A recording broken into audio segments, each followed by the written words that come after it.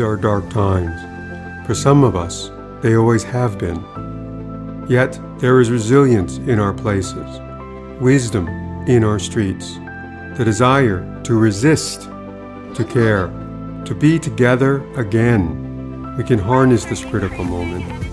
Our stories of ruin, resistance, and renewal will light the way forward. Join us at the SF Urban Film Fest.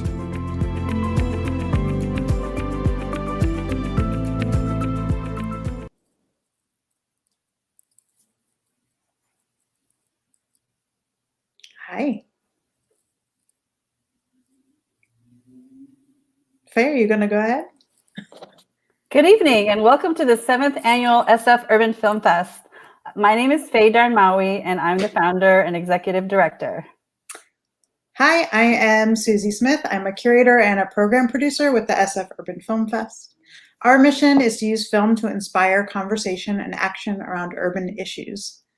With our focus on place, we find it extremely important to acknowledge that we are on the unceded ancestral homeland of the Ramaytush Ohlone, who are the original inhabitants of the San Francisco Peninsula. As the indigenous stewards of this land and in accordance with their traditions, the Ramaytush Ohlone have never ceded, lost, nor forgotten their responsibilities as the caretakers of this place, as well as for all peoples who reside in their traditional territory. As guests, we recognize that we benefit from living and working on their traditional homeland. We wish to pay our respects by acknowledging the ancestors, elders, and relatives of the Ramaytush community and by affirming their sovereign rights as First Peoples. We are presenting this land acknowledgement to promote visibility for the Ramaytush Ohlone and all American Indians living and thriving today on their ancestral homelands. Our theme this year is Wisdom Lives in Places, and we want to recognize the need to address the most pressing urban issues is more urgent than ever. This year, our programming suggests the way forward is to honor the wisdom that's always been here, long before 2020, from folks who have been resilient in the face of adversity, showing us not only how to survive, but also to thrive. So we want to say happy Valentine's Day. When we decided to have February 14th be the opening night of this year's festival, we had no idea how elections would turn out, if we would be sick or well, if we would be in the streets protesting, or stuck inside, social distancing. What we did know for sure was that we were all certain to be in need of more love and connection. We asked, how can we have love lead us to find answers to homelessness, to rethink incarceration, fight inequity, and survive a pandemic?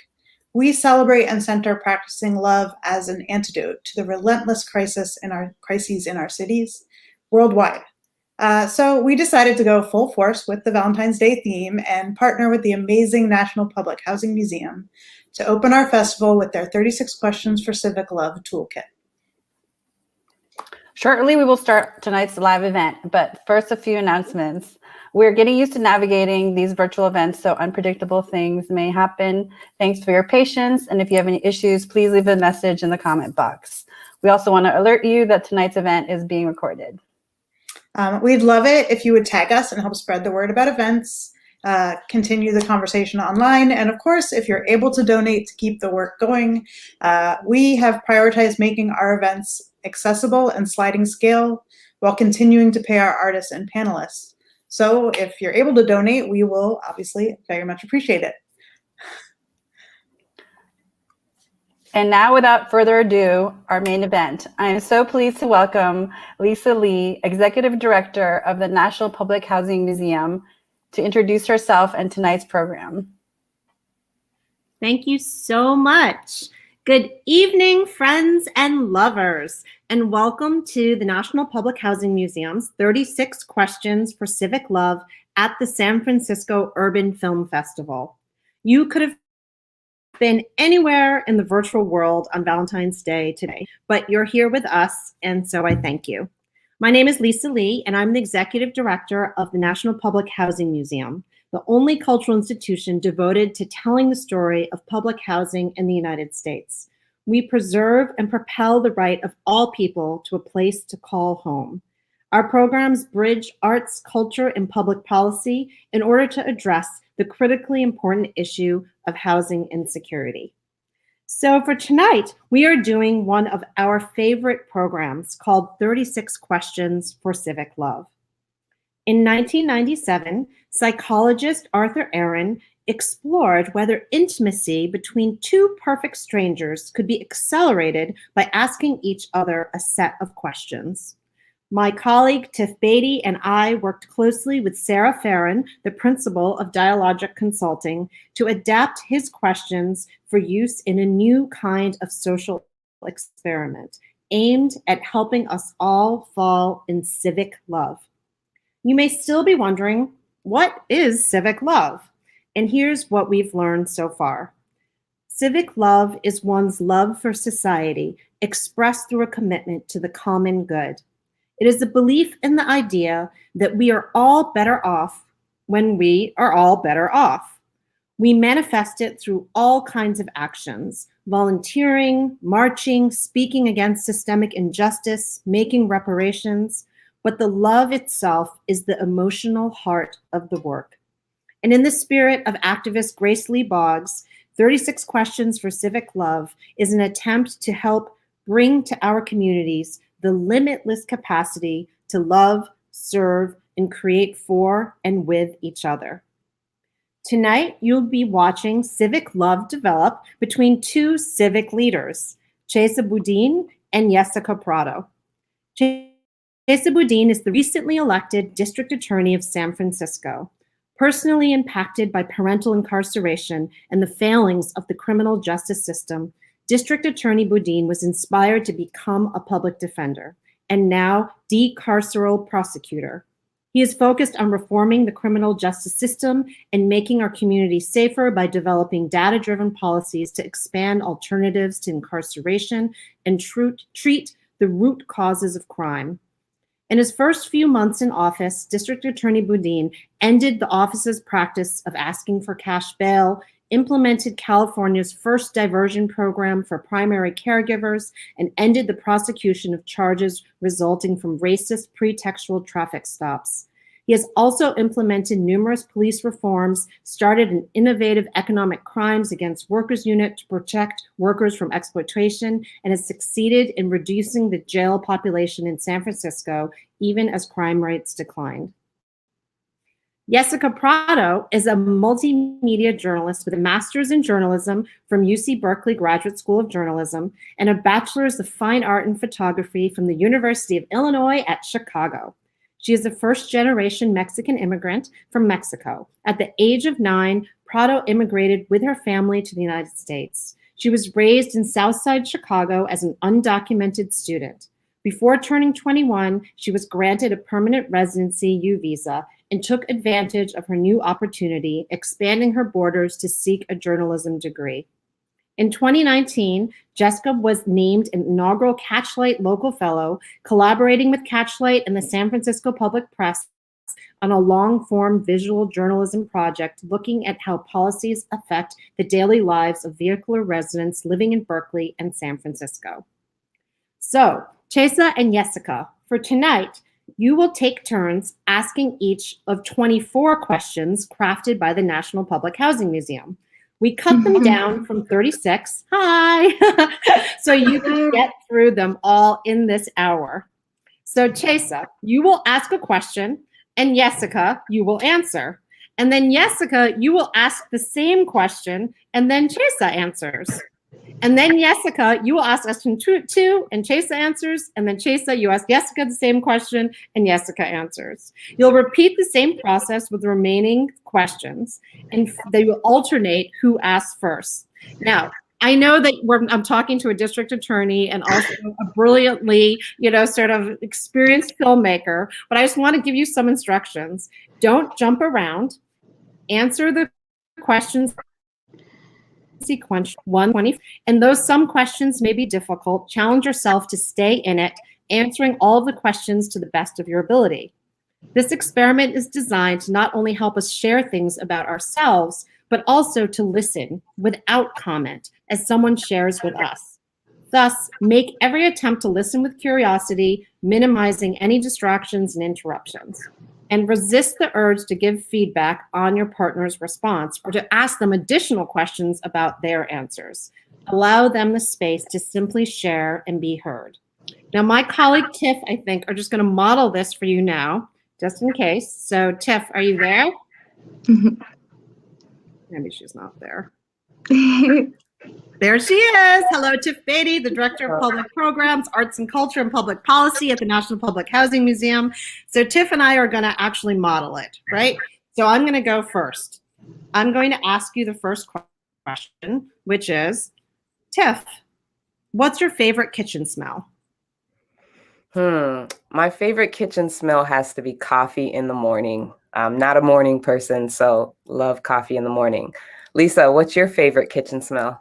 I always loved the smell of a pot of rice in our rice cooker. We always had one when we were growing up, so that's my favorite smell. 2. Awesome. The next question. All right. So can you keep a plant alive? Absolutely 100%. I have the greenest thumb in the entire world. Tiff, can you keep a plant alive? With the help of my partner, definitely. All right, great.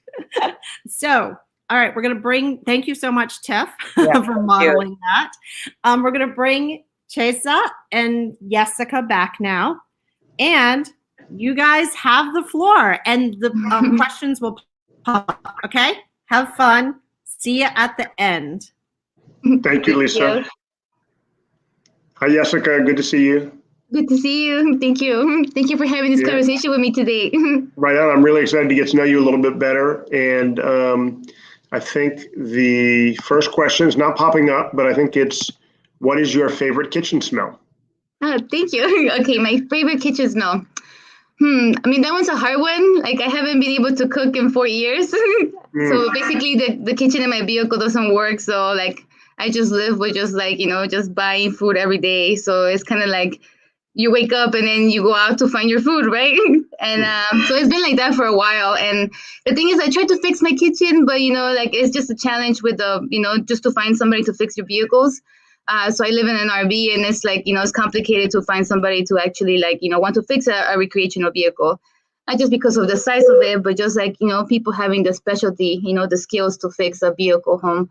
So, I just live without it, But when I used to have, a kitchen, I love the smell of beans cooking and the, the smell of beans cooking. It just reminds me of home, My mom used to cook beans all the time. And then when they get burned, just yell at me. Yeah, it was great. But yeah, what about you, Chesa? What's your favorite kitchen smell? My favorite kitchen smell is frying up onions with olive oil. Nice. And what do you put that on? Oh, sorry, I should have asked you more questions. But no, that sounds great. Okay, and now I ask you the next question. Okay, so Chesa, can you keep a plant alive? Yes, I can. Jessica, can you keep a plant alive? I mean, for that one sounds a little hard, So I don't have running water. So, if I want to keep my plant alive, that's just an extra trip that I have to take, every night. Which I don't mind, I would do it. So like I'm usually getting water in 1 gallon jugs like every 2 days, some for the plants and for the animals, and, for me to like, keep things clean. But yeah, just the water situation, you're always just having to go every time. So yes, I can keep it, but with the help of my community, it will be even better. But yeah. Jessica, what sound wakes you at the start of your day? What sound wakes me up at the start of my day? Well, I would say usually the just incoming traffic, they're passing by. That's usually what wakes me up, or like, or the forklift next door, So I also park next to a construction site, and then usually I hear the construction machines going in the morning. Yeah. What about you, Chesa? What sound wakes you up at the start of your day? My wife's alarm clock usually wakes me up.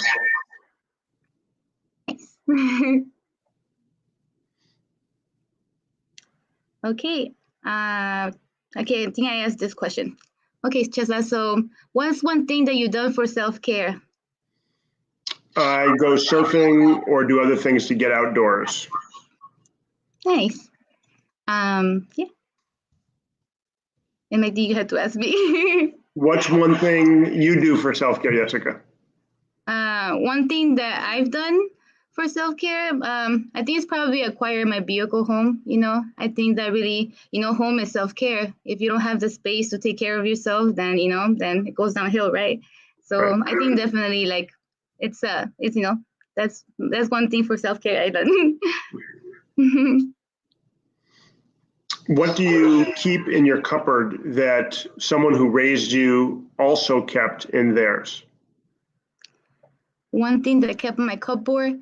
So I haven't cooked in a minute, but I still keep chicken bouillon, and that's like a trademark in Mexican kitchens to have it all the time.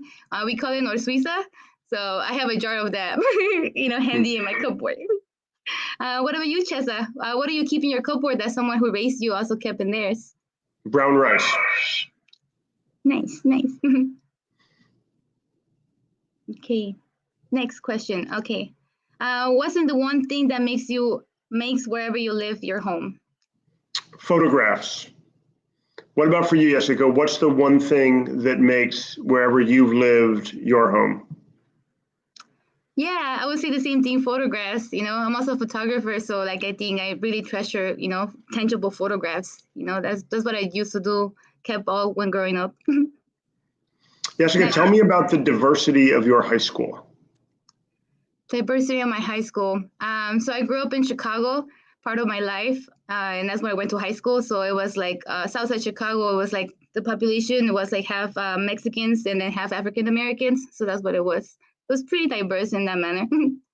What about you, Chesa? Tell me about the diversity of your high school. I also went to high school in the south side of Chicago, and it was a school that had a lot of white students, a lot of Asian students, a lot of Black students, and a smaller number of Latinx students. Nice. Right on. Yay, Chicago all the way. So, Chesa, what makes you feel safe? My wife. Yesica, what makes you feel safe? For me, I would say, people that are out there fighting and advocating for, for a fair community, for a fair world, that gives me encouragement. So that makes me feel safe. Right on. And Yesica, what's your favorite gift you've ever received? Gift. That one's hard. I wouldn't say there's one favorite gift, but, things that people have thought about, for example, somebody gave me this handy headlamp, and I really appreciate it because they thought of me. So that's one of my favorite gifts. What about you, Chesa? What's your favorite gift you ever received? Definitely hard to pick one, but I would say my surfboard is one of my favorite gifts. Nice. Right on. Okay, Chesa. What were you thought about mental health as a young person? Not nearly enough. I was not taught nearly enough about mental health as a young person. Yesica, what about you? What were you taught about mental health as a young person? Yeah, same, nothing really. Just because it was just like, my parents never had, mental health discussed to them, it was always, we resolved the issues con la chancla and that's it, but, there should be other ways. Yeah. Yeah. Yesica, take a minute and tell me the story of where you live in as much detail as possible. Yeah. So where I live right now is in Berkeley. I live in industrial side of Berkeley in West Berkeley. I live with a community of other people that live, full time in their vehicles, and we've been there, posted an intersection for 3 years, and it's home. Everybody greets each other, and then we're always there together. But yeah, no. So what about you, Chesa? Take 1 minute and tell me the story of where you live, as much detail as you can. I live in the far west side of San Francisco, right up against the shores of Ocean Beach, San Francisco. And it's nestled in between the San Francisco Zoo to the south and Land's End to the north. And it's an area of the city that is really connected to nature and outdoors because the ocean is right there and Golden Gate Park is right there. So I feel really lucky to be able to experience nature and outdoors almost every single day. Nice. All right. So let's see. So name 3 things we appear to have in common. So I know one thing we have in common. We grew up in Chicago, right? So Chicago. Another thing we have in common. That's your turn. Let me know. we both live in the Bay Area. Oh yeah, true. And I think like also one thing we have in common is that we both want a fair world, for everyone. So yeah. Yeah. Another thing, we both love beans and rice. That's right. Okay, Chesa, have you turned to your neighbors for help? Why and why not? Yes, I have. And part of the reason is because neighbors are community. And when you need help, the people who are closest are your neighbors. What about you, Yesica? Have you turned to your neighbors for help? Why or why not? Yeah, I have turned to my neighbors for help, especially to fix things in my vehicle, like the electricity and things that I didn't know how to work. So I always, it's helpful to be able to ask somebody else for help. And also, we share food, so nobody ever goes hungry. So that's a great thing. But yeah, what about you, Chesa? Have you ever done a choreographed dance? Do you remember any moves? Yes, I have done a choreographed dance. No, I do not remember any moves, luckily. What about you, Yesica? Have you ever done a choreographed dance, and do you remember any moves?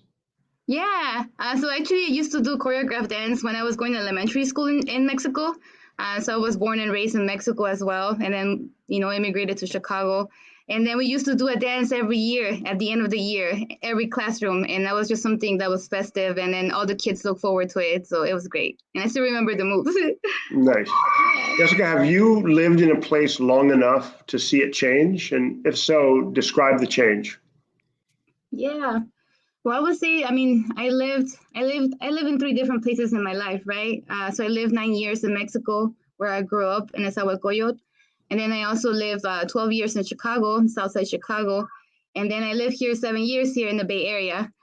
3 of them have been indoors and then 4 outdoors. So it's like a different experience as well. So yeah, I just feel like I've seen Chicago change a lot, actually. Like I feel like what is happening in Chicago, where it's like rents are rising, places are also getting gentrified, especially the neighborhood where I used to go to school in Pilsen. Like it's completely gentrified. Like a lot of the older people that used to be there are no longer there, and that's kind of the story that has happened in San Francisco. So I'm just seeing how that also is changing, the landscape in Chicago. So yeah, just seeing those places change. What about you, Chesa? Have you lived in a place long enough to see it change, and describe that change? Absolutely. And like you, Yesica, I've seen both Chicago and San Francisco, along with some other places, change. And one of the things I definitely notice is gentrification. In San Francisco, we've seen the ways in which the tech industry in particular have really redefined not just the kind of common issues we think about with gentrification, but also the culture of San Francisco in a lot of ways. Engineering, software, the sort of gig economy has really displaced a lot of people who had been in San Francisco for generations, and also the culture that so many people identified with the city. No, it's true. That's change. Chesa, what if anything is too serious to be joked about?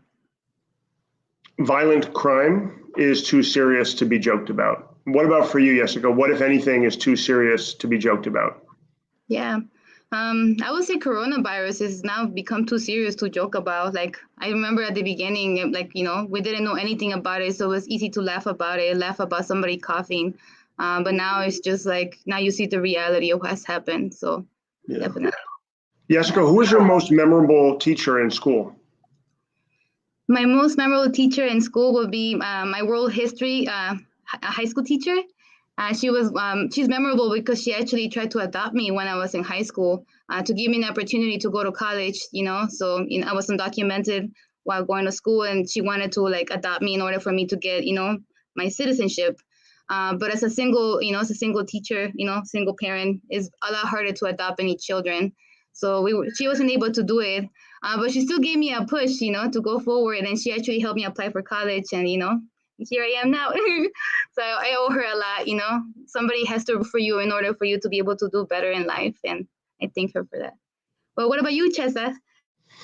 Well, I would say my 5th grade teacher, Bob Cass, was one of my most memorable teachers, because he was an amazing teacher, and he taught me in a moment where I was really transitioning and learning how to harness a lot of the trauma and anger that I felt as a kid because of my parents' incarceration.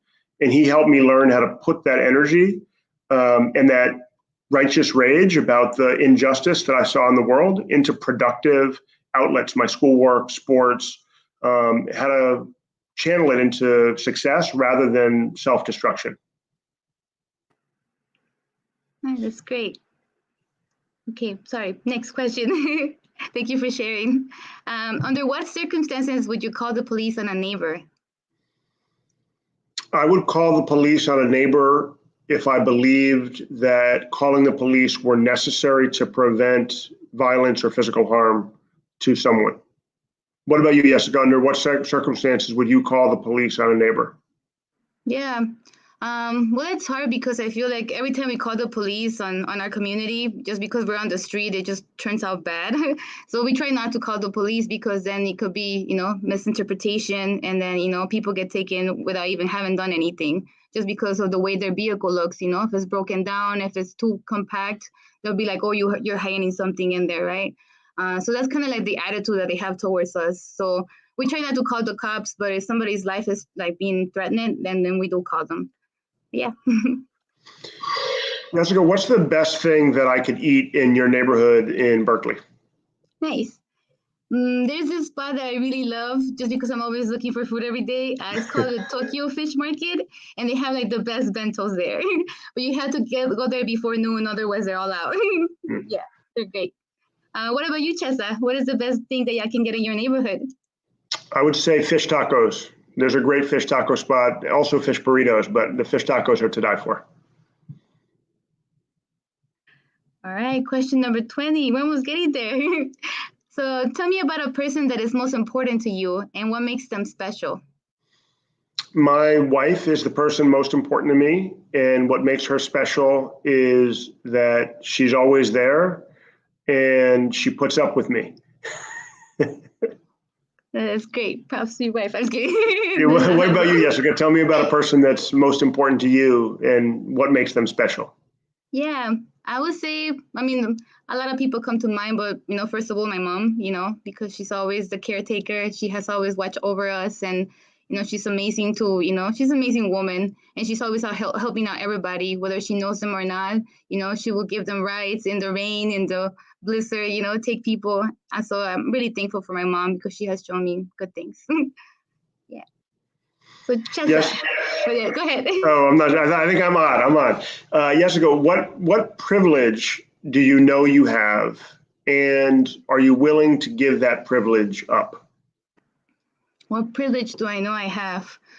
Well, I know I have a privilege to have a vehicle home. I think that is a privilege that a lot of people, just with people losing their homes, it's just like not having a secure option, just feeling that, you're just hanging. So I feel like I do have a privilege by just having, something that I can call mine, and am I willing to give it up? Well, not so easy, I don't want it to get towed. So I'm going to fight for it, and I'm going to, try to keep it. But what about you, Chesa? What privilege do you know you have, and are you willing to give it up?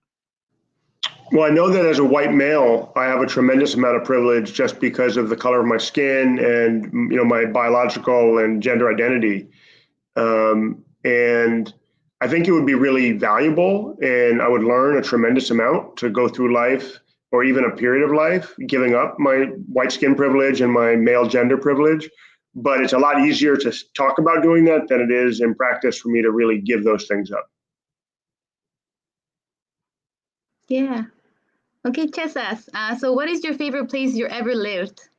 That's so easy, San Francisco. And I've been lucky to live a lot of places, to see a lot of parts of the world. But San Francisco is my home because it is absolutely my favorite and the best place. What about you, Yesica? What's your favorite place that you've ever lived? Yeah, that's also a hard one because I lived in different places, right? And I feel like they all take a little piece, in your heart. Yeah. But I would say like Berkeley really has a, piece of my heart, and it's not so much the place, but it's really the people that live in it, the community, the people that are willing to fight for any kind of issues and are willing to support each other. And that's the people that I met here. So I really love this place. Yesica, have you ever been to a protest? And if so, what was the protest for? Yeah. Well, as a journalist, I've been to a lot of protests, right? So a lot of them have, resonated with me. But the very first one that I went to when I was younger in high school was just rallies in Chicago that we have for immigration rights, for an immigration reform, because people just kept downplaying the DREAM Act and all those things, and going back and forth. So, that was my first experience of a protest. But what about you, Chesa? Have you ever been to a protest, and what was it for? I've been to far more protests than I can count. The very first protest that I think I went to when I was a child was against U.S. intervention in Central America. And the most recent protest that I went to was for Black Lives Matter earlier this year in the aftermath of the murder of George Floyd. Yeah. Oh, okay. Now, Chesa, tell me what you like about me. Be very honest, saying things that you might not say to someone you just met. I like your smile, and I like your warm energy, and I like your exuberance, the energy that you bring to life and to the things that you're sharing with me and with others in this public space are, I feel like, really revealing about the positivity and the lust for life that you seem to have. Thank you. Yeah. What about you, Yesica? Can you tell me something about me that you like, and be honest and say things that you might not say to someone you've just met? Yeah. Well, I feel like we just met, right? So I feel like you're a pretty down to earth person, willing to listen, and I think you wanna fight for what is right, for what is fair, and then you see people for who they are, and you accept them, and I think that's not a lot of people, have the courage to do that, because that really takes courage to be able to see people past their flaws and still forgive them and give them a chance. So yeah, it's wonderful. Actually, Oh, Lisa. oops. Hi, Lisa. Hi, you actually raced through the questions, which is great because you just followed instructions too well. And I can't believe it, because both of you are such rabble rousers and you normally probably would not follow instructions. But so what we actually decided to do is add a couple more questions. So you just did 24, and we're actually adding a couple more questions. They'll Great. pop up on your screen. Okay. And then we'll Thank you. I'm having fun. Let's keep going. All right, great. Nice. So we get some extra ones. There we go. Yeah. Bonus round. Here we go. Yesica, what law would you change for the betterment of your community? Oh man, well, I mean, there's so many laws that I would say that, anti-homeless, and that's not right. But I think the first one that I would want to change is, just legalizing camping in public space. I think that we had to realize the reality that, people need a place where to be. Like, you cannot just expect them to, be erased from the city. Like, we're all here, and I think we need to give a place for everyone to take care of. So I would like to change that, for the right for people to exist in this city. What about you, Chesa? What law would you change for the betterment of your community? I would definitely want to do away with the criminalization of poverty. And I think if I could pick one law that in my work and in my community really epitomizes the criminalization of poverty, it would be money bail. It's an area where I've already done a lot of work to eliminate it, but I would eliminate money bail from the law books, because we should not put people in jail because of their poverty. Yes, true. Okay. So Chesa, how would you allocate resources differently in your community? Oh my gosh, that's a big question.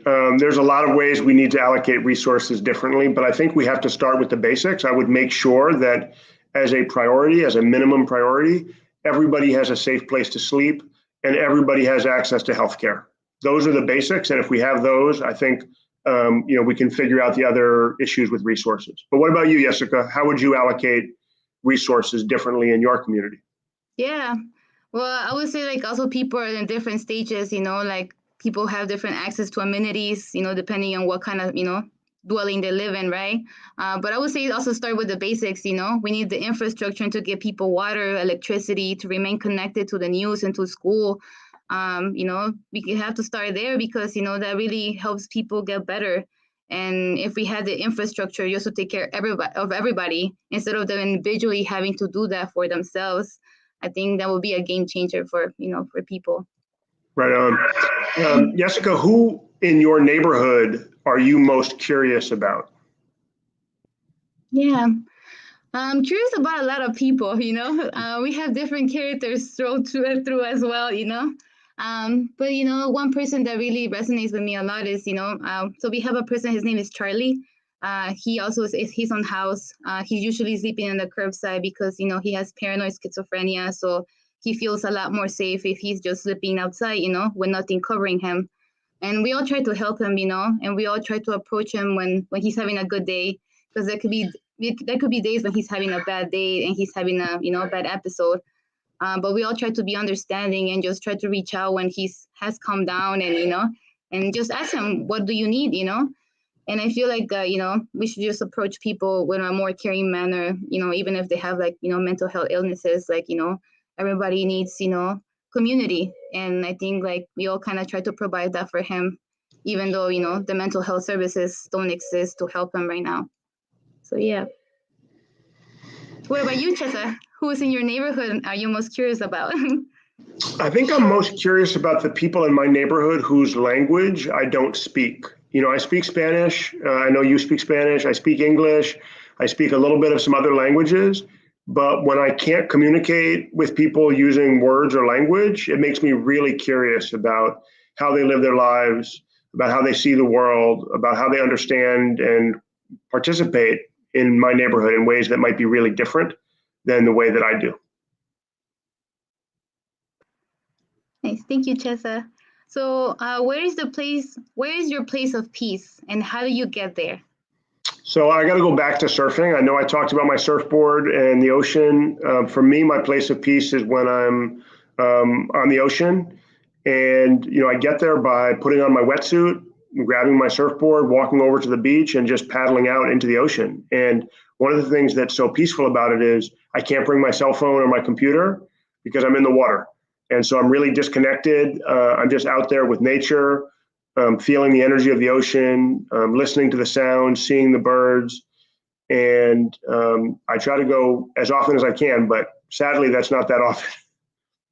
What about you, Yesica? Where is your place of peace, and how do you get there? Yeah. I would say for me, it's when I get to hold my camera. So it could be any moment. And also I get to disconnect from everything, my phone, and just live that moment with that person and get to share their happiness, or share that moment, whatever that is. So definitely, be able to hold my camera is my gateway to peace.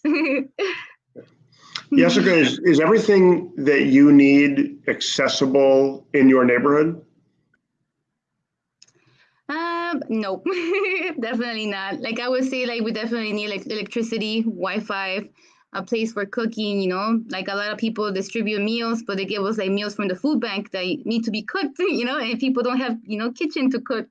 So it's we're still trying to help them, but we're not really helping them all the way, Sometimes people don't even have can openers. So it's come on, guys. And so I would say let's start with just giving people the basics, right? So food, water, electricity, just so we can get better. But what about you, Chesa? Is everything you need accessible in your neighborhood? Most things I need are accessible in my neighborhood, but not my work. My office and the courthouse where I do most of my work are not in my neighborhood. But in terms of daily life, I have a lot of family and friends. I have a lot of access to food and water and outdoor activity. So I'm really lucky that most things are accessible, except my work life is pretty far away from there. Nice. That's great. Okay, so there's this one. So if anything, what scares you?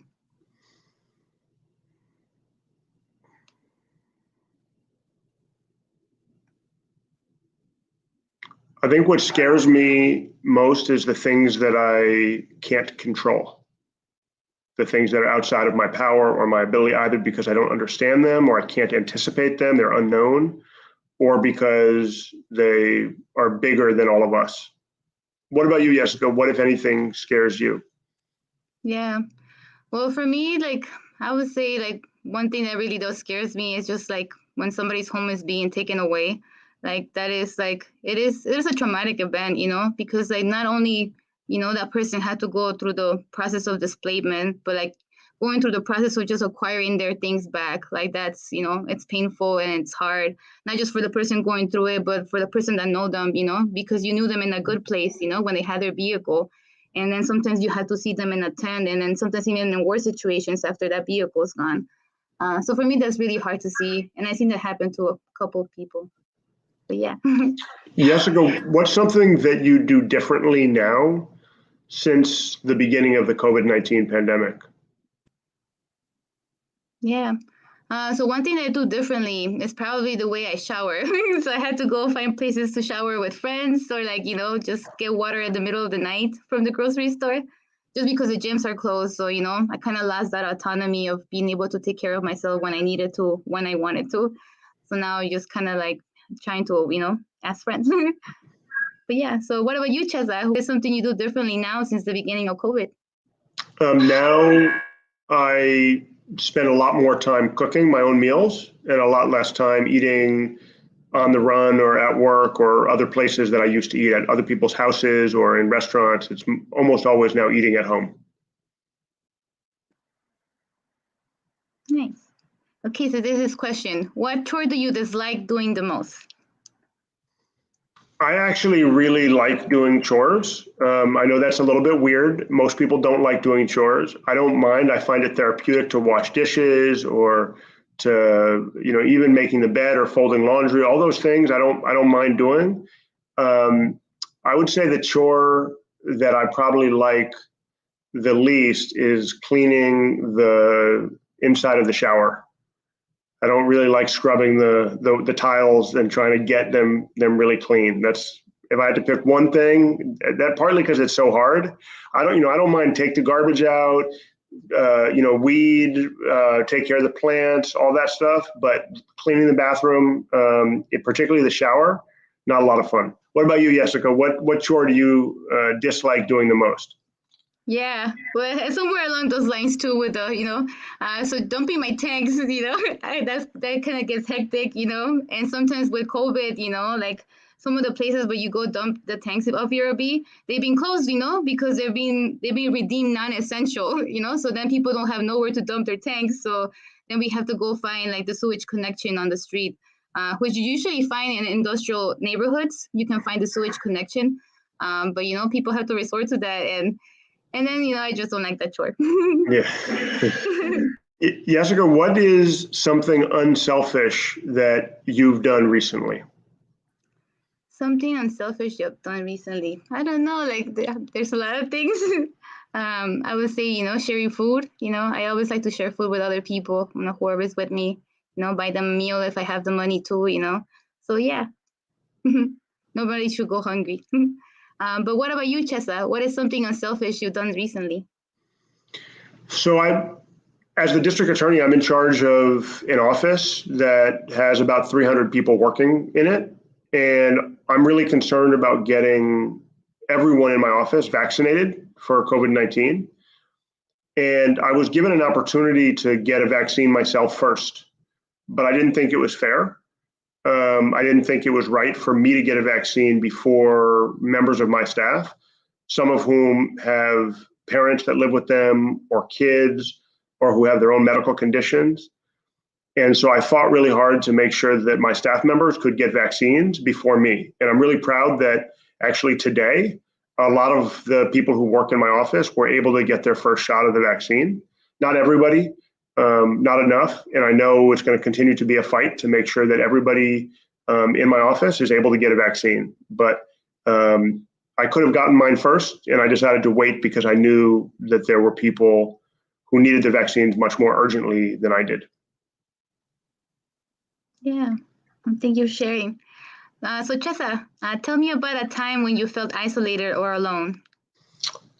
So there have been a few times, definitely been a few times I could share. One of them, I think, that is actually something I experienced a lot as a kid was when I would go visit my parents in prison. So my parents were both arrested when I was a year old and sent to prison, and they spent My mom spent 22 years there. My dad is still incarcerated 40 years later. And so throughout my childhood, I would visit my parents. I would go to travel, usually by myself, long distances to get to their prisons, to go into the prison to see them. And the prison visits world was great. It was an opportunity for me to connect with my parents, to see them, to spend time with them. But leaving, saying goodbye, waving at them, knowing that they had to go get strip searched and get processed back into their home, which was a cell, a cage. And for me going out and knowing that I could just walk the other direction through a series of steel gates and that I was free, but in some ways I was alone. Those moments, those experiences felt very lonely and very isolating to me because of that disconnect with what I knew was happening to my parents, with the fact that I knew they couldn't leave with me. What about you, Yesica? Tell me about a time when you felt isolated or alone. Yeah. So a time that I felt isolated or alone was probably my first year, when I lost my housing, just my first year on the street. Like, I didn't know what I was doing. I didn't know where to park, where to get things. And, it was also a time where I was going to school, right? So like for me, I felt kind of disconnected from the students that are in class. And, once class was done for me, I had to like worry about where I'm going to park tonight, where I'm going to go do my homework because I didn't have electricity in the vehicle. So like just that first year, I felt just really disconnected from everybody and everything. But then I found community, and I feel like that really brought me back up, because if it wasn't for the love and care of other people that could see me, I wouldn't be like this right now, So I appreciate it. Right on. Well, Yesica, speaking of love and care, do you step in when you overhear a domestic argument? Yeah, I mean, it depends on the situation because, so domestic arguments and just basically in our communities are kind of, common just because it's really hard to like fight with someone inside of like a really small space, If you're in like a 24 feet like vehicle, like you're screaming at each other, like everything kind of spills into the street all the time, right? So we just kind of go out and just check on people and see if they're okay. But yeah, just try to like, not to get involved if they can solve it, but I try to keep an eye on it. Yeah. Yeah. I don't think I asked you the question about the domestic. Yeah. Okay. So do you step in when you overhear a domestic argument, Chesa?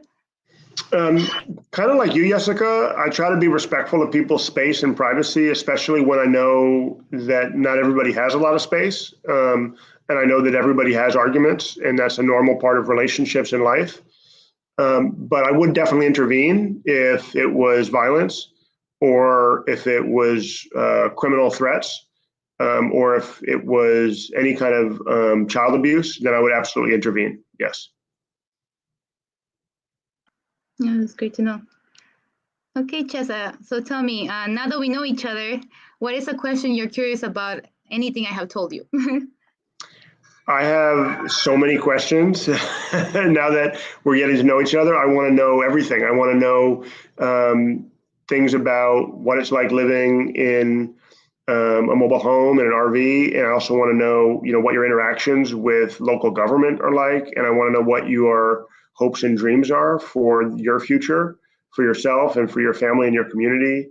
I want to know what your sort of guilty pleasures are, the things that you maybe treat yourself to when things are going really well and you have, cause to celebrate, how you go about doing that. I want to know how you stay so positive and, warm despite having been through some things I can only, I'm sure, begin to imagine. I could keep going, but those are a few of the things.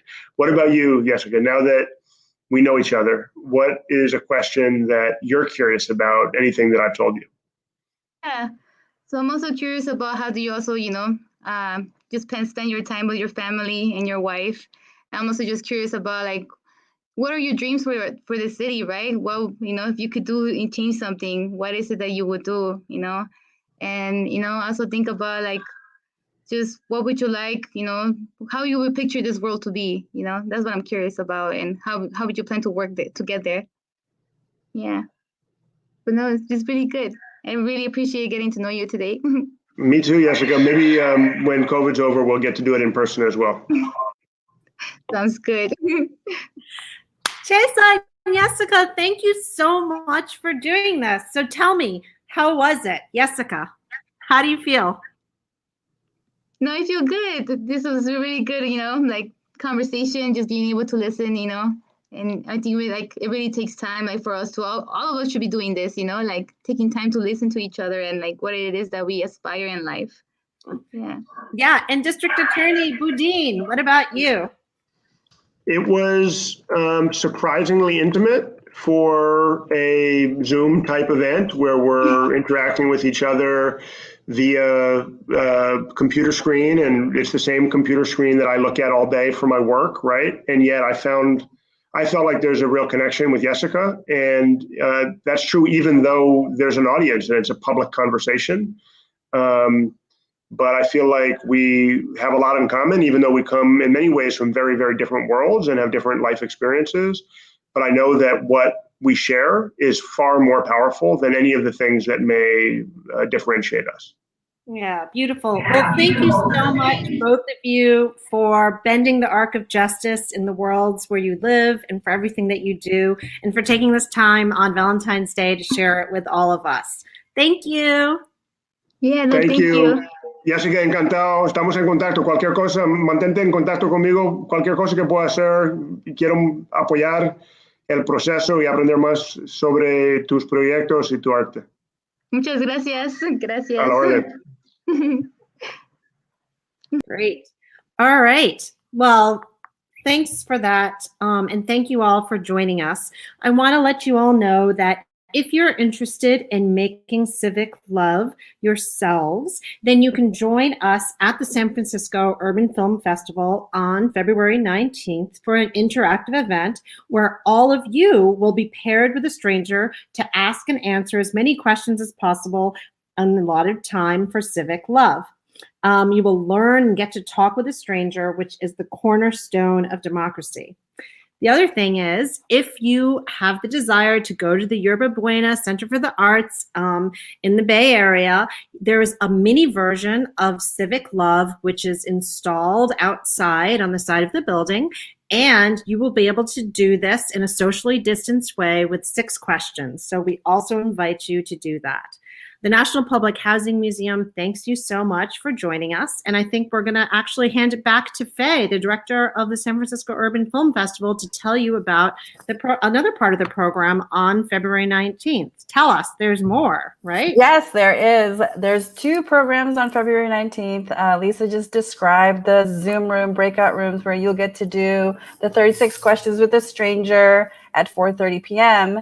And then at 6:30 p.m., we come back for people-led solutions model of our shared future panel discussion. Again, you'll see Yesica and housing activists from the East Bay, from Minneapolis, and from Nairobi, Kenya, come to talk about people-led solutions, hear from grassroots organizers working with unhoused communities and informal settlements. And during that panel, you, the audience members, will get the opportunity to assemble care packages and write love notes. So we will all together practice civic love. That's February 19th, starting at 4:30 for 36 questions for civic love exercise with a stranger over Zoom. And then you get a break at 5:30. You can catch up on some of the films that we'll be discussing at 6:30, where we will convene with Yesica Prado again for people-led solutions models for our shared future panel discussion. Yeah, and I just want to say that Yesica is such a wonderful storyteller and a filmmaker and a journalist. And so I want to encourage everyone to watch her film along with the other shorts that are part of this particular program, and that the care packages that you will participate in making will be distributed to houseless people in San Francisco, in Oakland, and also in Chicago. Thanks very much to the Kresge Foundation for their generous support, which allows us to do this. And we really hope that you will all join us on February 19th for this really lovely program. Yes, and one last thing, I would love people to fill out an SF Urban Film Fest survey. It helps us figure out if we're meeting your needs and supporting our diverse audiences. Yeah. And if you are interested in the National Public Housing Museum, please go to www.nphm.org. We love you, San Francisco Urban Film Festival, and happy Valentine's Day, everyone. Yes, see you tomorrow. 2 more programs.